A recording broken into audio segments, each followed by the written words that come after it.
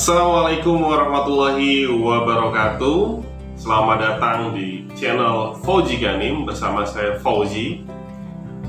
Pada video kali ini, pada kesempatan kali ini saya ingin mengupas sebuah berita terbaru, tentunya berita yang ter-up to date. Ada suatu berita yang menarik, yaitu berkaitan dengan industri pariwisata atau sektor pariwisata, di mana ini ada kaitannya dengan pemberlakuan dari PPKM darurat yang beberapa hari lalu diteken ataupun dipublikasi oleh pemerintah pusat. Tentu pemberlakuan PPKM darurat ini sudah pasti akan berpengaruh terhadap industri pariwisata.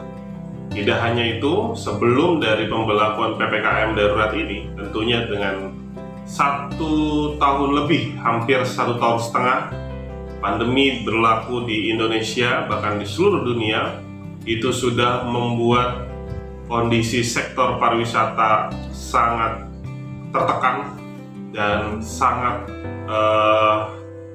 luar biasa, krisis. Karena saya sendiri juga pelaku di industri pariwisata dan merasakan betul sejak Maret 2020 kita sudah tidak ada lagi perjalanan wisata. Nah, kita akan mengulas dan kita akan mengupas sebuah berita ataupun dampak dari PPKM darurat terhadap sektor pariwisata ini. Saya mengambil sebuah sumber berita, yaitu dari kompas.com, yaitu judulnya adalah dampak PPKM darurat di sektor pariwisata, toko kosong tertekan dan penuh keprihatinan. Ini baru, yaitu tanggal 6 Juli 2021. Perlu diketahui bahwa puluhan juta pelaku di industri pariwisata, mulai dari perhotelan, kemudian destinasi wisata, transportasi, kemudian restoran, biro perjalanan wisata seperti perusahaan saya, itu betul-betul sangat merasakan dampak yang luar biasa. Bahkan di Bali, teman-teman di wisata, bahkan setengah dari jumlah penduduk Bali itu yang bergantung pada sektor pariwisata mengalami kondisi yang sangat-sangat luar biasa, terpuruk. Dan banyak sekali jasa-jasa transportasi yang mengalami kalau bisa dibilang bangkrut, dan banyak sekali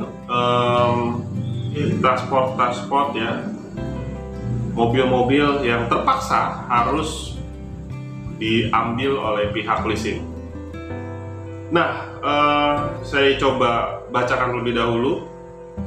Dari kompas.com, sejumlah pelaku usaha pariwisata meminta pemerintah mengucurkan bantuan secepatnya menyusul pemberlakuan pembatasan kegiatan masyarakat atau PPKM darurat yang disebut berdampak masif pada sektor tourism. Di Bali, provinsi yang hampir setengah dari warganya bergantung pada sektor pariwisata, hotel-hotel diprediksi sulit bertahan karena telah digempur pandemi selama sekitar 1,5 tahun. Pada satu sisi, pemerintah berjanji akan segera menggelontorkan bantuan pada para pelaku usaha pariwisata. Namun, di sisi lain, ahli virologi mengimbau agar kebijakan PPKM darurat juga diikuti pengawasan yang baik untuk mengurangi jumlah kasus COVID. Karena hal itu dipandang akan membuat sektor pariwisata relatif aman. Ya, jadi memang tetap saja yang sangat dibutuhkan oleh pelaku di pariwisata adalah bantuan pemerintah, karena kebanyakan pelaku industri pariwisata di Bali lah khususnya itu emang sudah bertahun-tahun di sektor itu gitu. Jadi ketika ada kondisi seperti ini, wisatawan sangat sedikit yang hadir, yang berkunjung ke Bali, tentu ini akan berdampak dan sulit bagi mereka yang memang wilayahnya fokus pada di industri pariwisata. Nah, ini yang tragis adalah toko yang kosong.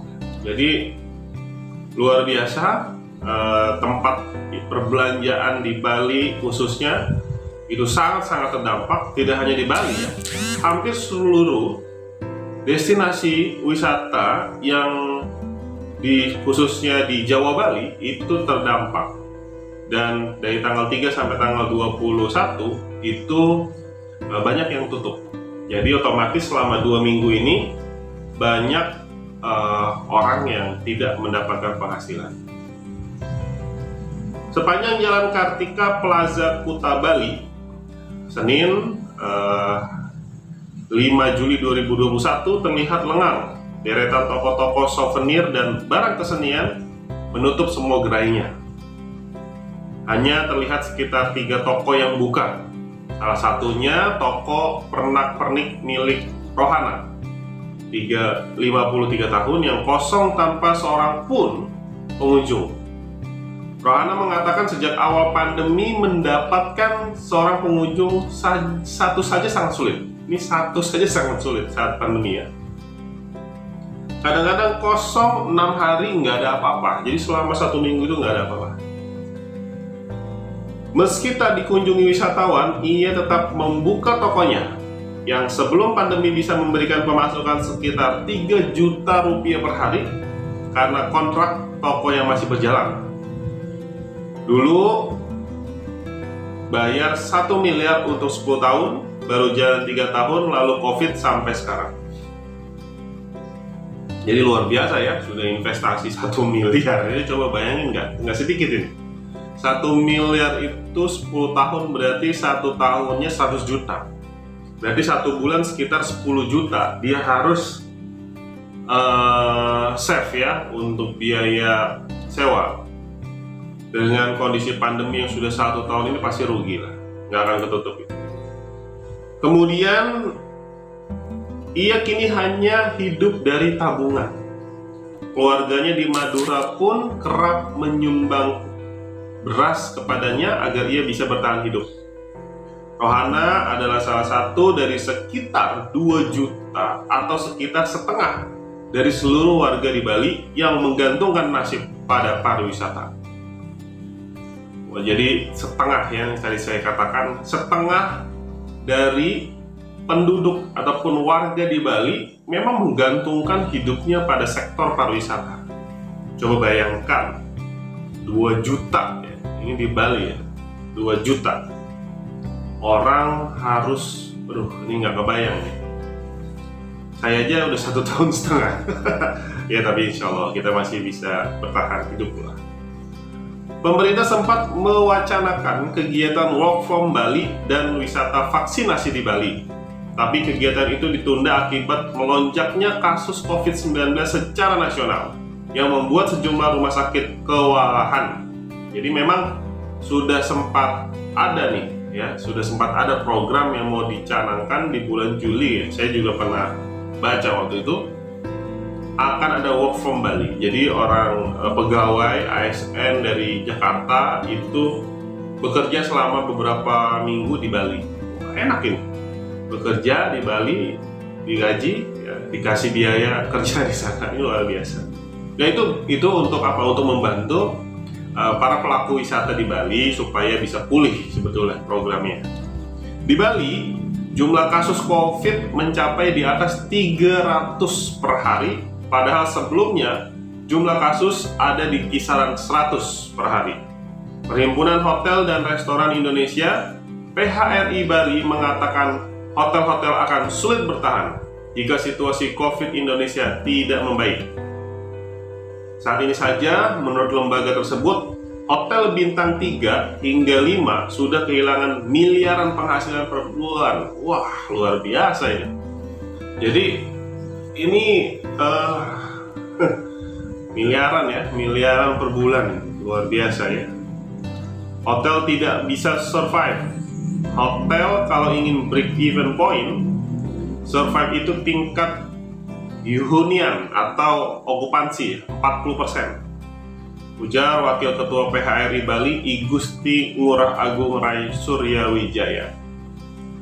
Sementara di Jogja, daerah lain yang banyak bergantung pada sektor pariwisata, sejumlah pelaku usaha juga menerima pukulan keras setelah pelaksanaan PPKM darurat. Jadi nggak cuma di Bali.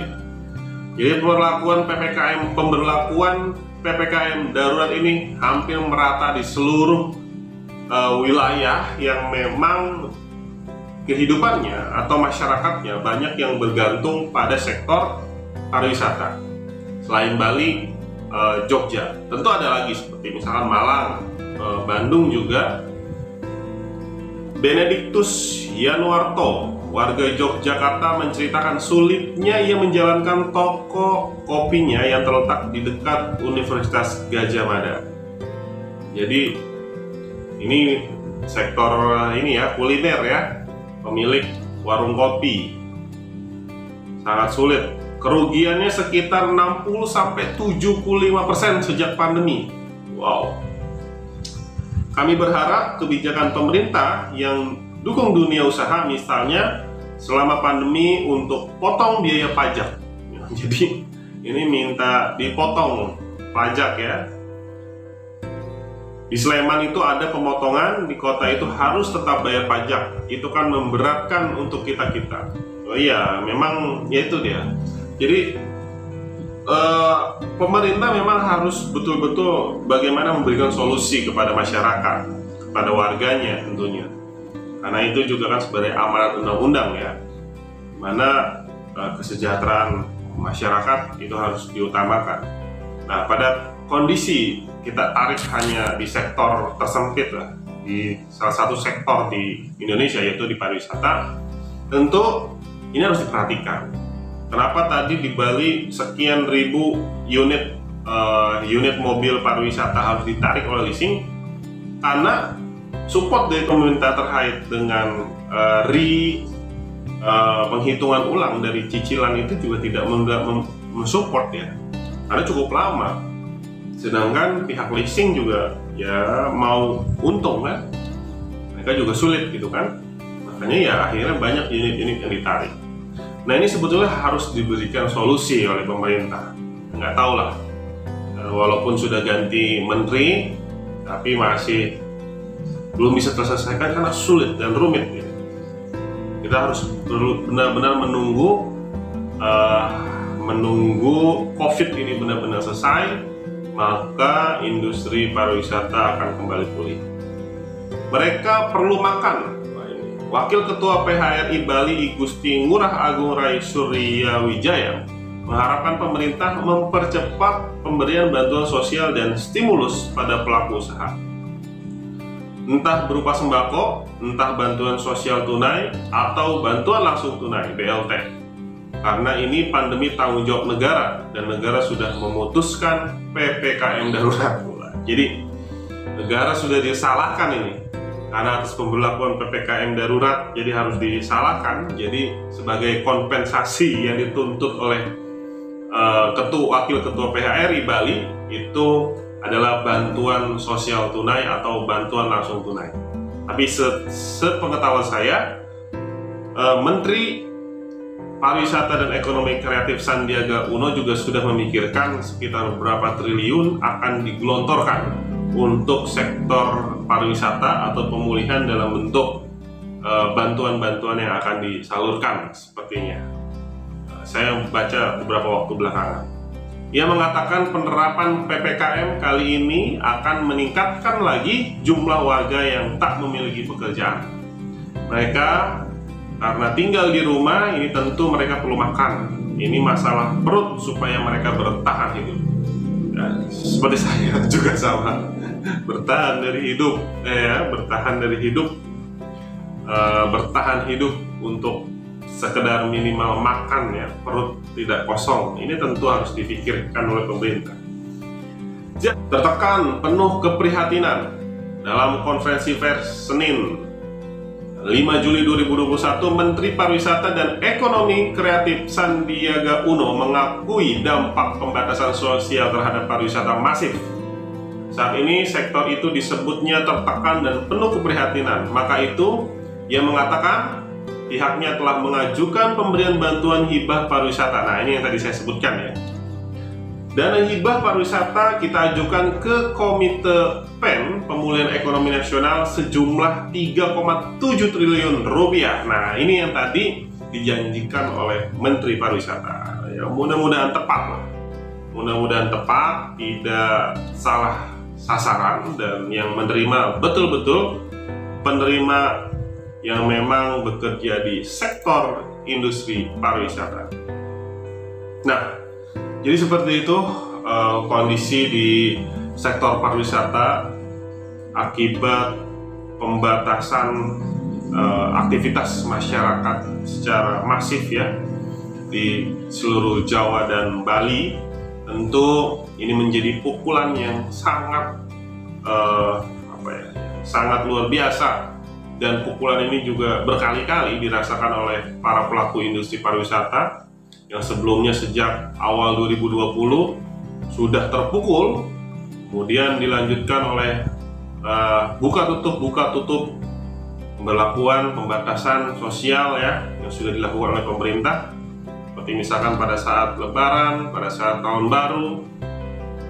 Itu sebetulnya momen-momen yang diharapkan, tapi ternyata harus dirasakan pahit yang berkali-kali. Saya yang juga merasakan itu sangat berharap ya, supaya semua ini kita berdoa bersama-sama COVID itu bisa selesai, dan tentu tanggung jawab pemerintah. Ya, pemerintah ini harus betul-betul bertanggung jawab terhadap kondisi seperti ini supaya tidak berlarut-larut, dan pada seluruh masyarakat tetap harus mematuhi protokol kesehatan dan segera mungkin vaksin, karena itu yang kita harapkan. Ketika vaksinasi sudah berjalan secara maksimal, tentu kondisi Indonesia akan jauh lebih baik, seperti yang saat ini sudah dirasakan ketika kita nonton di bola di Eropa, di Euro, itu sudah banyak penonton yang melepas masker dan berdekat-dekatan. Oke, itu aja sekilas tentang mengupas sebuah berita yang berkaitan dengan sektor pariwisata pada saat dampak PPKM darurat terhadap sektor pariwisata yang sangat memprihatinkan. Sekali lagi jangan lupa subscribe channel ini dan share, komen, serta like, dan sampai bertemu di video selanjutnya bersama channel Fauji Ganim yang keren. Sampai bertemu lagi Sobat Fauji. Assalamualaikum warahmatullahi wabarakatuh.